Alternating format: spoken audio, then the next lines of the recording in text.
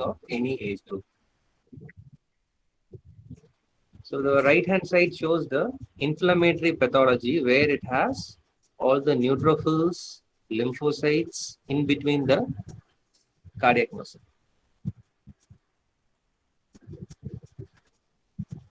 So this shows the classification. I think this is too much for you. So we'll move on to the most important causes of myocarditis.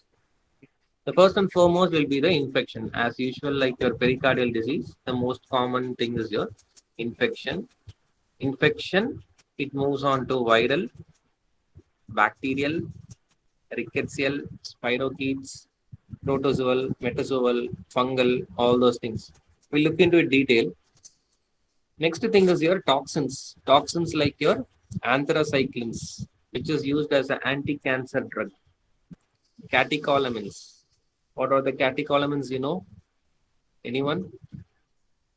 Epinephrine, norepinephrine. Very good. So next is your interleukin and alpha interferons.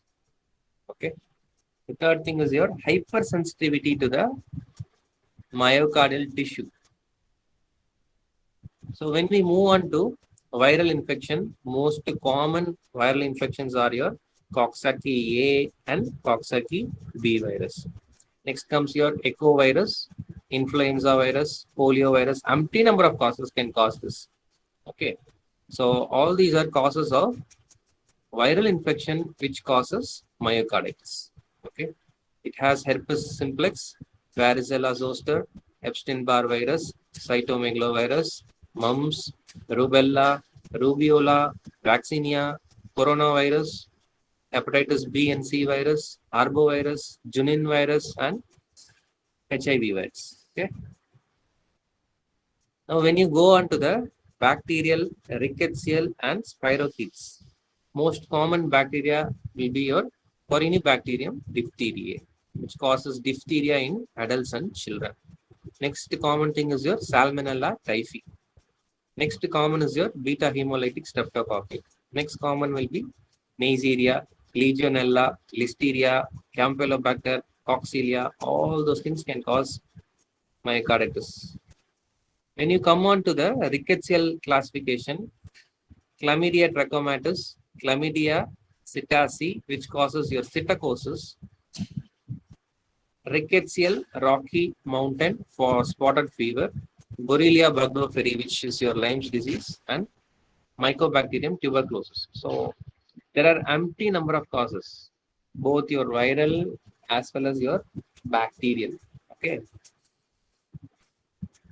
When we move on to the protozoal Trypanosoma cruzi, which is your Chagas disease. All these things you would have learned in your microbiology. Just a refresh thing. Okay. Next is your Toxoplasma gondii. When you move on to metazoal, trichinosis and echinococcus. When you move on to fungal, again empty number of causes: aspergillosis, blastomycosis, candidiasis, coccidiomycosis, cryptococcus, histoplasmosis, and mucormycosis. Okay. And again, there are empty number of causes for drugs which causes myocarditis. Okay. Selectively, you just know few drugs. In antibiotics, very commonly you can see ampicillin, tetracycline, penicillin. All these are very commonly used drugs. Ampicillin, penicillin, tetracycline. Okay. When you go into the anticonvulsants, phenytoin, carbamazepine. These two drugs should be known. When you go on to diuretics, any kind of diuretics can cause myocarditis. Acetazolamide, chlorthalidone, hydrochlorothiazide, and spironolactone. Okay. Next common thing is your anti-tuberculous drugs, isoniazid and para-aminosalicylic acid. And last thing is your anti-inflammatory drugs, which is your indomethacin and phenylbutazone. Just know these few drugs alone. Few drugs alone, you just know this. So you can see in this picture, very nicely shown with arrow marks, inflammation. Okay. So what are all the clinical manifestations? Most cases of acute myocarditis are clinically silent. Okay. 60% of patients will have flu-like symptoms. A large number of identified by your heart failure symptoms. 35% of patients with myocarditis and heart failure will have chest pain. It may mimic an acute MI with ventricular dysfunction because patient presents to you with chest pain. And ECG will show evidence of Q waves or injury. That is why it simulates your myocardial infarction. Okay. And that's all. That is more than enough. When you come to the diagnosis, physical data, which is nothing but your weakening tones or protodiastolic gallop murmur, which is present in the heart borders. Okay. Second thing is your X-ray. X-ray shows an increase in heart size, which is nothing but your cardiomegaly. When you move into the ECG, you can see a ST segment depression or an ST segment elevation or inversion of T waves or prolongation of QT interval or some heart blocks. Any of these things can be present. When you do an echocardiogram, biventricular systolic and diastolic dysfunction may be present. Dilatation of cavities may be present with decrease in the ejection fraction. Okay.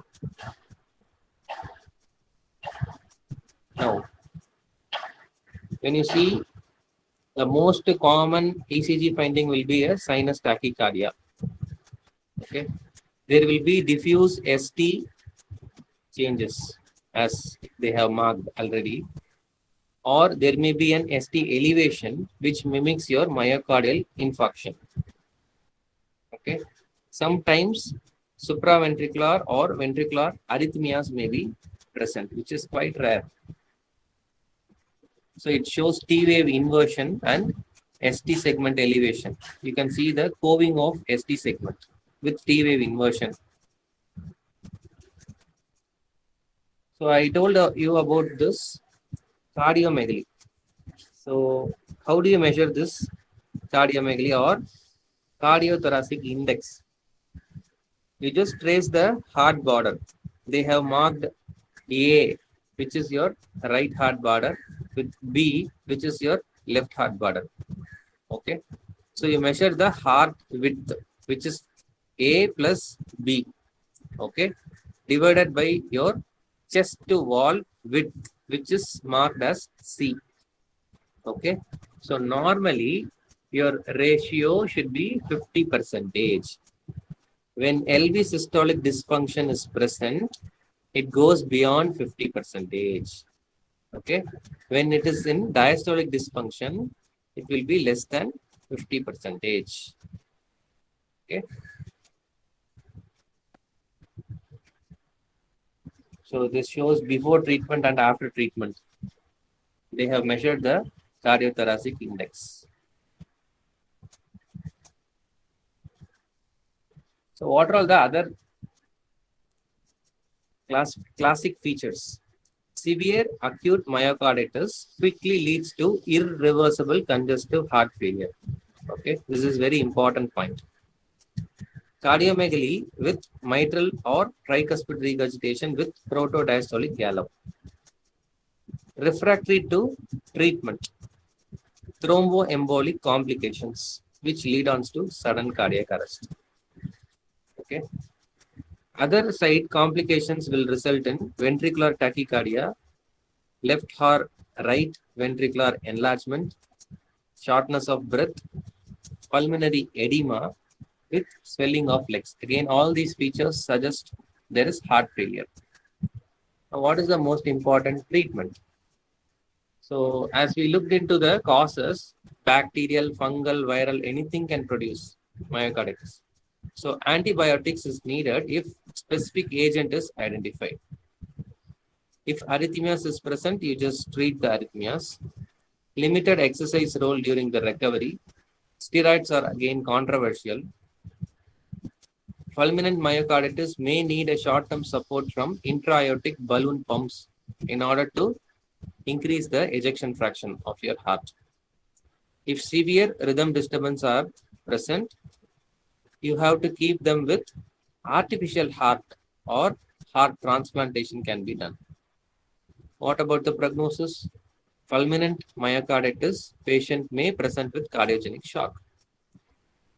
The ventricles are thickened and usually not dilated. Subacute patient may have dilated cardiomyopathy. We'll see the cardiomyopathy in few more slides. Okay, just note it down. Chronic patient may have mildly dilated left ventricle. Inflammation of the myocardium may also causes acute pericarditis. So symptomatic therapy of heart failure includes AC inhibitors, which are all the captopril, ramipril, lisinopril, enalapril, beta blockers, carvedilol, diuretics, furosemide, cardiac glycosides, digoxin, non-glycoside inotropic agents like levosimendan. Okay. All these things.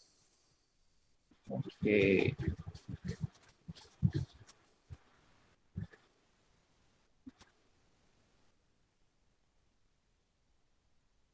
Okay. So how to prevent this? So you take extra measures to avoid infection, limit alcohol consumption, maintain current immunization like diphtheria, rubella, measles, tetanus, polio, and avoid anything that may cause the abnormal heart to work too hard, which includes salt intake as well as vigorous exercise. Okay, so that covers the myocarditis. Next, we move on to cardiomyopathy. So, when you look into cardiomyopathy, people with cardiomyopathy are often at a risk of dangerous forms of irregular heartbeat and sudden cardiac death. Okay, the most important and more interesting topic is any young male or a female who is an athletic who suddenly dies, you have to suspect cardiomyopathy. Okay, we looked into details in few more slides, but you have to always keep in suspicion that people with cardiomyopathy are often at a risk of dangerous forms of irregular heartbeat. So, cardiomyopathy definition, it is purely descriptive, meaning disease of the heart muscle. Okay, myopathy. So, heart muscle. So, what does AHA define cardiomyopathy? A heterogeneous group of diseases of the myocardium associated with mechanical or electrical dysfunction. Diseases of myocardium with mechanical or electrical dysfunction that usually exhibit inappropriate ventricular hypertrophy or dilatation and are due to a variety of causes that frequently are genetic. Mostly they are genetic. Okay. Cardiomyopathies either are confined to the heart or a part of generalized systemic disorders, often leading to cardiovascular death or progressive heart failure related disability. Okay, this is what American Heart Association defines cardiomyopathy. So, it is a mechanical or an electrical dysfunction which is inappropriate ventricular hypertrophy or dilatation. Okay. So types of cardiomyopathy, when you look into the genetic causes, you have this hypertrophic cardiomyopathy, which you call as HCM or HOCM. Next is your arrhythmogenic right ventricular cardiomyopathy. Third thing is your isolated ventricular non-compact cardiomyopathy. Fourth thing is your mitochondrial myopathy. Anything can cause dilated cardiomyopathy or restrictive cardiomyopathy. DCM, RCM. Okay. And acquired causes, you have this Loeffler's endocarditis. When you move into the secondary cardiomyopathy or extrinsic cardiomyopathy, mostly it is due to metabolic or storage disorders like amyloidosis, hemochromatosis, inflammatory diseases of the heart like Chagas disease, endocrine causes like diabetic cardiomyopathy, hyperthyroidism, or acromegaly. Toxicity like few chemotherapeutic drugs. Important thing is your alcoholic cardiomyopathy and neuromuscular causes like muscular dystrophy and nutritional diseases like obesity associated cardiomyopathy. All these are secondary causes of cardiomyopathy. Okay, very, very, very, very important. Amyloidosis, hemochromatosis, endocrine causes like diabetic, hyperthyroidism, acromegaly, alcoholic cardiomyopathy, neuromuscular dystrophy, and obesity.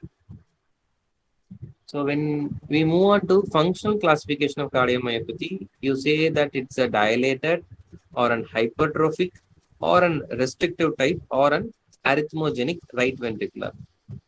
Okay. So when you see dilated cardiomyopathy, ventricular dilatation is seen, hypokinetic left ventricular is seen, which eventually leads on to systolic dysfunction. Okay, very basic thing. Ventricular dilatation, hypokinetic left ventricle, and hence systolic dysfunction is there. When you go into the hypertrophic cardiomyopathy, inappropriate myocardial hypertrophy. There is inappropriate myocardial hypertrophy with or without left ventricular obstruction. Okay. Third thing is your restrictive type, which is also termed as infiltrative type. Abnormal ventricular filling with diastolic dysfunction.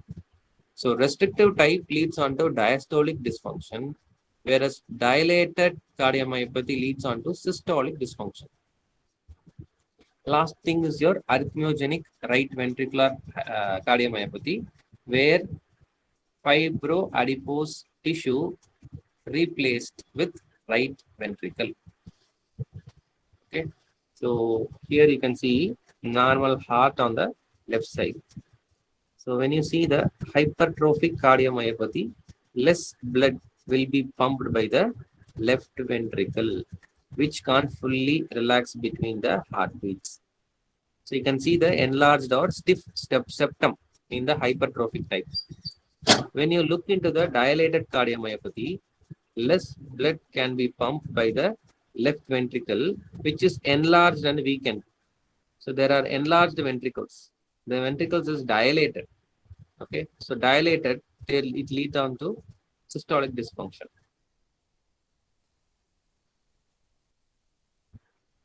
This is again a dilated cardiomyopathy. So by definition, primary or idiopathic is a disease of unknown etiology that principally affects the myocardium, leading to left ventricular dilatation and systolic dysfunction. We have already seen this. When you look into the secondary causes, it includes ischemia, alcohol, peripartum, or post-infectious. And it is the most common of all the cardiomyopathies. So this is a schematic diagram which says muscle fibers have stretched and heart chambers are enlarged with dilated cardiomyopathy. Okay. So the clinical manifestations, again, highest incidence you can see in the middle age. Symptoms may be gradual in onset, acute presentation. Usually it is misdiagnosed as a viral in young adults. Okay. And symptoms or signs of heart failure should be present because it leads on to systolic dysfunction. So there will be signs of left heart failure with dyspnea and orthopnea. Right heart failure, again edema, abdominal pain, nausea. There can be a low cardiac output which leads on to hypotension, tachycardia, tachypnea. Sometimes arrhythmia can develop which leads on to atrial fibrillation, conduction delays and sudden cardiac death. So how are you going to diagnose? You just see the enlarged heart or symptoms of congestive heart failure. When you take an ECG, there can be a flat or inverted T waves, which is most common type, often with low voltage QRS complexes, because the heart is enlarged so that the blood is fully filled in the ventricles, and thus the voltage will be low voltage. A 24-hour Holter monitoring can be measured if there is palpitation and syncope. When you do an echocardiogram, left ventricular dilatation is seen, global hypokinesia is seen with low ejection fraction. Myocardial biopsy, is there a role? Very rare. And cardiac catheterization is done if the age is more than 40, there is prior ischemic history, high risk profile, and abnormal ECG is there. What is the treatment? Only salt restriction, fluid restriction. You have to initiate medical therapy like AC inhibitors, diuretics, digoxin, venodilators. Sometimes anticoagulation has a major role if the ejection fraction is less than 30%. Okay.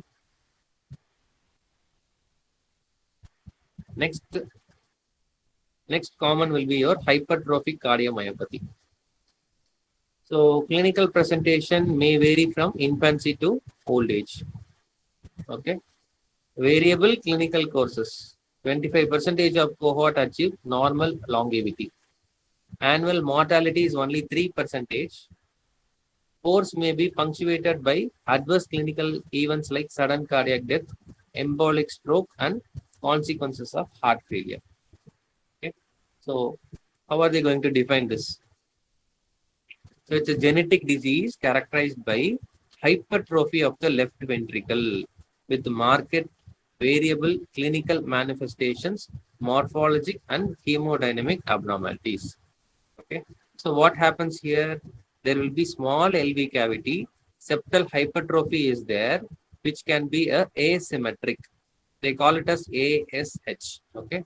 Asymmetric hypertrophy, septal hypertrophy.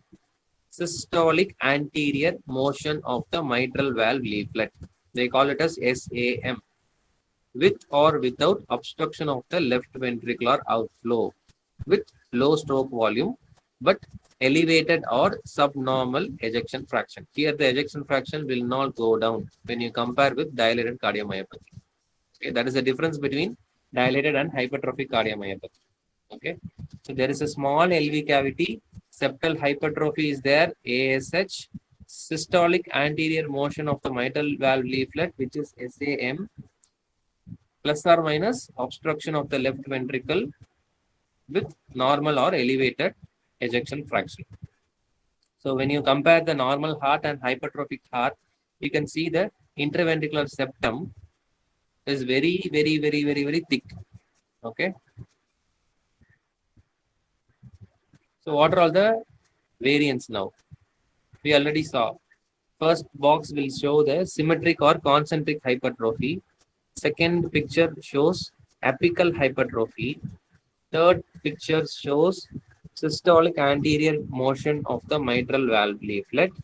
Fourth thing, asymmetric septal hypertrophy.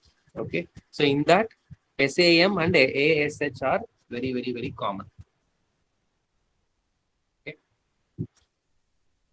This is too much for you. So what is the pathophysiology? So there is dynamic left ventricular outflow tract obstruction. Okay. And diastolic dysfunction, which leads to impaired diastolic filling, myocardial ischemia, myocardial regurgitation, and arrhythmias can be seen. Okay. What are all the clinical manifestations? Asymptomatic patients, only an echocardiogram can pick up. When you go into the symptomatic patients, almost 90% of patients will have dyspnea, chest pain, angina pectoris, fatigue, syncope or pre-syncope, palpitation, and atrial fibrillation with thromboembolism phenomenon. ECG, left ventricular hypertrophy with strain pattern, giant T wave inversion. There can be bundle branch blocks. Left atrial enlargement can be seen. Sometimes arrhythmias.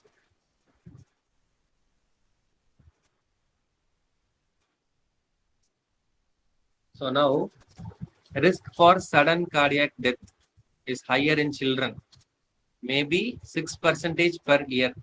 So you should see it accounts to 36% of deaths in athletes less than 35 years. So very, very important. Poor prognosis in males, young age of onset, family history of sudden cardiac death, history of syncope, exercise-induced hypertension, which is the worst. So what are all the risk factors for sudden cardiac death? Syncope, severe hypertrophy more than 3 centimeter, abnormal BP response to exercise, if there is a pre-existing coronary artery disease and sternus exercise or work. So all these things you have to educate the patient who has family history of sudden cardiac death in their family. Okay.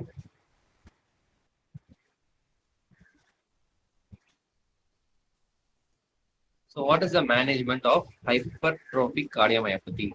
You can give a beta adrenergic blockers like atenolol, sotalol, or tenormin. Calcium channel blockers like you have this dihydropyridine and non-dihydropyridine. Okay, you can use that. If there is arrhythmias developing in the patient, you can start on amiodarone. Intracardiac devices like pacemakers can be done. Surgical techniques very rarely performed nowadays, which is myomectomy, which is nothing but the resection of the septum. And last thing is your transplantation. Okay. The next type of cardiomyopathy is restrictive cardiomyopathy. Okay. The hallmark is abnormal diastolic dysfunction. Okay. In this picture, you can see how are the different types of cardiomyopathies with varied presentation. First diagram shows normal pumping. Second is your dilated cardiomyopathy. Third thing is your hypertrophic cardiomyopathy. Fourth thing is your restrictive cardiomyopathy. Okay. So there will be rigid ventricular wall with impaired ventricular filling. So there is diastolic dysfunction. The importance lies in its differentiation from operable constrictive pericarditis. Okay.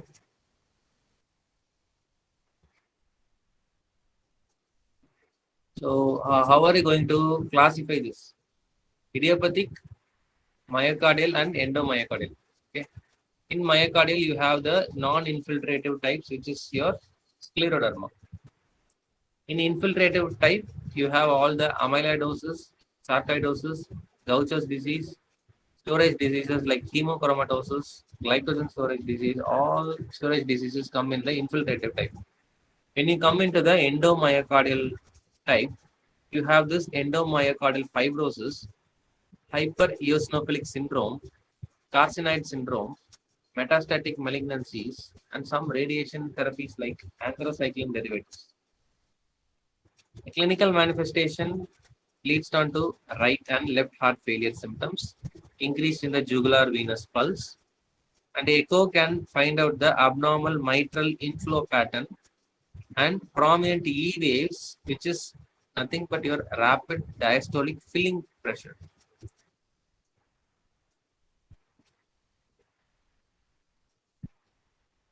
Treatment, nothing much with medical therapy.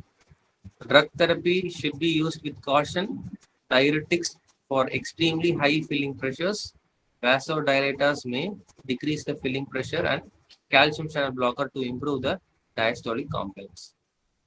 The important thing of this whole presentation is digoxin or digitalis and inotropic agents are not indicated in this type of cardiomyopathy. Okay, please note it down. Digoxin and other inotropic agents will precipitate worsening of the heart failure symptoms. So they are not used. They are not indicated. Next thing is your arrhythmogenic right ventricular cardiomyopathy. Name itself says it's a right ventricular pathology. So it is a fibroadipose replacement of the segments of the free wall of the right ventricle. Can be familial and progressive. Cause of again young adult sudden death. Okay. ICD implantation in all patients who are symptomatic with arrhythmias. That is the treatment of choice. ICD implantation versus antiarrhythmic medications in asymptomatic patients. Okay. What are all the unfavorable cases of cardiomyopathy? One is your age, less than 30 years. Family history of sudden death. Aborted sudden death. History of heart blocks. Syncopal attacks. When there is enlarged heart in your CT, that is CT index more than 55 percentage, or ejection fraction less than 40 percentage, or substantial hypertrophy, that is your interventricular septum, which is more than 2 centimeter. Okay, that completes the cardiomyopathies along with myocarditis. Any doubts?